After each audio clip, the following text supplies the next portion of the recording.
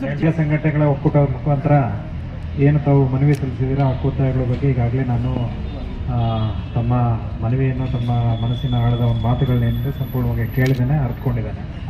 ಪ್ರಮುಖವಾಗಿ ತಾವು ಏನು ನೀತಿಗೆ ಸಂಬಂಧಪಟ್ಟಂತೆ ವಿರೋಧವನ್ನು ವ್ಯಕ್ತಪಡಿಸಿದ್ದೀರಾ ಅದನ್ನು ಖಂಡಿತವಾಗ್ಲೂ ಮಾನ್ಯ ಸಚಿವರು ಮತ್ತು ಮಾನ್ಯ ಮುಖ್ಯಮಂತ್ರಿಯವರ ಗಮನಕ್ಕೆ ತರಕ್ಕೆ ಬಯಸ್ತೇನೆ. ಹಾಗೂ ಮಾನ್ಯ ಕಾರ್ಯದರ್ಶಿಯವರಿಗೂ ಕೂಡ ತುರ್ತಾಗಿ ಈ ಒಂದು ವಿಷಯಕ್ಕೆ ಸಂಬಂಧಪಟ್ಟಂಗೆ ಈಗಾಗಲೇ ತಮ್ಮ ಒಕ್ಕೂಟದ ವತಿಯಿಂದ ಒಂದಷ್ಟು ಇಲಾಖೆಯ ಒಂದಷ್ಟು ಅಧಿಕಾರಿಗಳ ಜೊತೆಗೆ ಸಭೆಯನ್ನು ಕೂಡ ನಡೆಸಬೇಕು ಅಂತ ಕೋರಿಕೆ ಬಂದಿದೆ.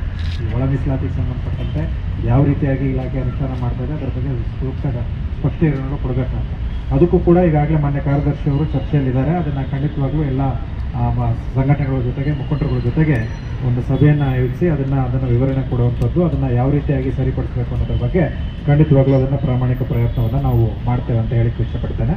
ಮತ್ತು ಈ ಒಂದು ಸದ್ಯಕ್ಕೆ ಇರುವಂಥ ಒಳ ಮೀಸಲಾತಿ ನೀತಿ ಏನಿದೆ ಅದು ಕಡ್ಡಾಯವಾಗಿ ಶಿಕ್ಷಣ ಮತ್ತು ಉದ್ಯೋಗ ಅವಕಾಶಗಳಲ್ಲಿ ಕೊಡಲಿಕ್ಕೆ ಅವಕಾಶವನ್ನು ಕಲ್ಪಿಸಲಾಗಿದೆ. ಶಿಕ್ಷಣ ಕ್ಷೇತ್ರದಲ್ಲಿ ತಾವು ಈಗಾಗಲೇ ಏನು ಲಿಸ್ಟ್ ಮಾಡಿದ್ದೀರಿ ಅದನ್ನು ನಾವು ಕಡ್ಡಾಯವಾಗಿ ಅನುಷ್ಠಾನ ಮಾಡಬೇಕು ಅಂತ ಈಗ ಪ್ರತಿಷ್ಠಿತ ಶಾಲೆದು ಹೇಳಿದಿರಿ ಅದನ್ನು ಕೂಡ ನಾನು 4 ದಿವಸ ಹಿಂದೆ ಆಲ್ರೆಡಿ ಅವರಿಗೆ ಇಶ್ಯೂ ಮಾಡಿದ್ದೇನೆ, ಅದನ್ನು ಅನುಷ್ಠಾನ ಮಾಡಬೇಕು ಅಂತ ಹೇಳ್ಬಿಟ್ಟು.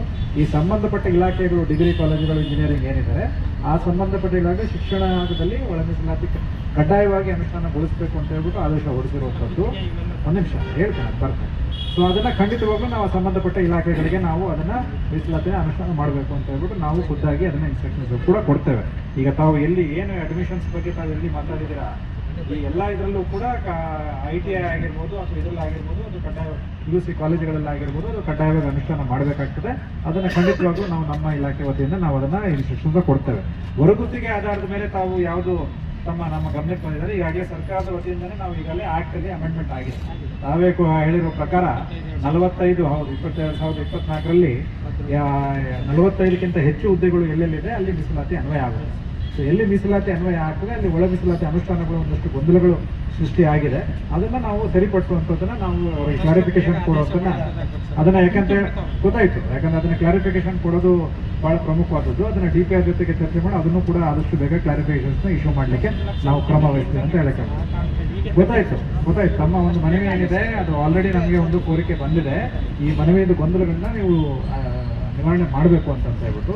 ಯಾಕಂತ ಹೇಳಿದ್ರೆ 2024ರಲ್ಲಿ ತಾವು ಹೇಳ್ದಂಗೆ ನಮ್ಮ ಆ್ಯಕ್ಟಲ್ಲೇ ಅಮೆಂಡ್ಮೆಂಟ್ ಅಂದಿರುವಂಥದ್ದು 45ಕ್ಕಿಂತ ಹೆಚ್ಚಿಗೆ ದಿನಗಳಲ್ಲಿ ಏನು ಹೊರಗುತ್ತಿಗೆ ಅಂತ ತಗೊಳ್ತೀರಿ ಅಲ್ಲಿ ಮೀಸಲಾತಿ ಅನ್ವಯ ಆಗ್ತದೆ ಅಂತ.